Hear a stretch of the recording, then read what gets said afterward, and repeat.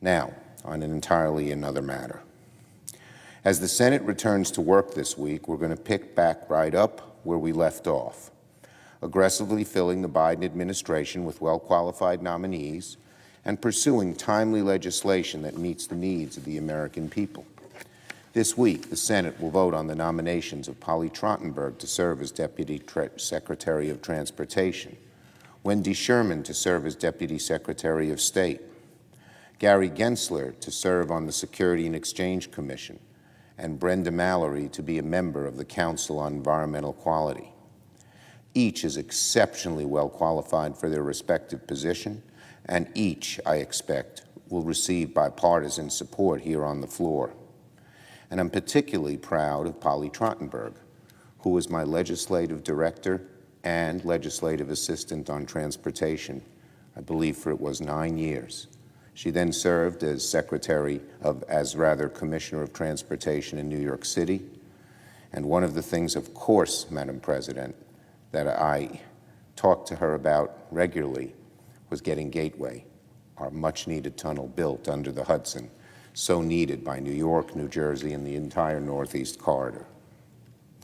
The Senate will also debate on legislation from Senator Hirono and Representative Meng to address the surge of anti-Asian hate crimes during the COVID pandemic. Over the past year, we've read horrible accounts of violence and discrimination against Asian Americans, spurred on by ignorance and xenophobia and the vicious slander that blames the Chinese people for COVID-19. Slander that was often encouraged and repeated so regrettably. I so regret that a president would stoop to that level. But it was encouraged and repeated by the former president, who seems to almost revel in advancing bigotry. Sadly, the recent spate of anti-Asian violence is not a new chapter in American history. From the Chinese massacre of 1871 to the explicitly racist Chinese Exclusion Act, the internment of Japanese American citizens, and the shameful Korematsu Supreme Court decision, the Asian American community has long suffered the hammer blows of racism, bigotry. We cannot let this new surge, which contains echoes of these violent chapters in our history, go unaddressed. So this week, the Senate will vote on Senator Hirono's anti-Asian hate crimes bill. The bill does two things. I know, Madam President, that you are a proud sponsor of that legislation. The bill does two things.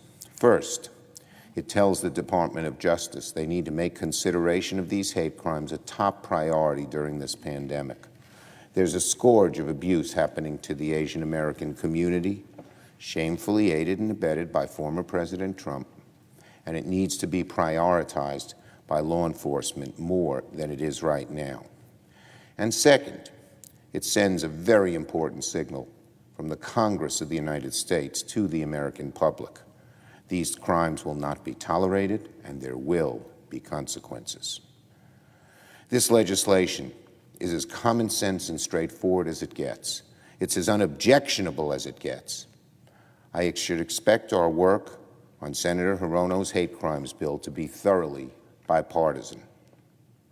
President Biden has urged Congress to swiftly pass this legislation and send it to his desk. Let's get it done this week.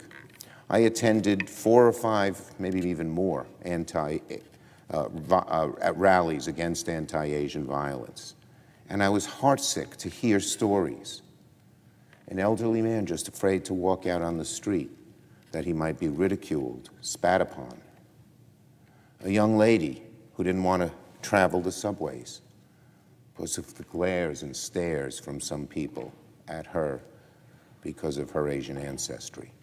And the story could be repeated over and over again, and unfortunately this bigotry often ended in violence. We must stop it as Americans. We all know, every one of us, that racism against one is racism against all. We must stop it, and again, I plead with my colleagues on the other side of the aisle to let this legislation, it seems so unobjectionable, go forward and pass with strong bipartisan vote. Again, let's get it done this week.